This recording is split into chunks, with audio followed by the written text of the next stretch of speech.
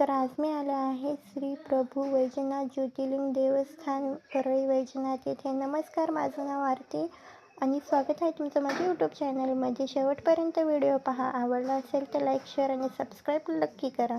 तर आज मी इथं दर्शनाला आले होते. मंदिर खरंच खूप छान आहे, आतून देखील आणि बाहेरून देखील. आणि मंदिराची खास बात ही आहे की 12 ज्योतिर्लिंगांपैकीच एक ज्योतिर्लिंग इथं स्थापित आहे. 12 ज्योतिर्लिंगापैकी 5 नंबरचं ज्योतिर्लिंग श्री प्रभू वैजनाथ ज्योतिर्लिंग यांना मानलं जातं. आणि या मंदिराची स्थापना राणी अहिल्याबाई होळकर यांनीच केली आहे.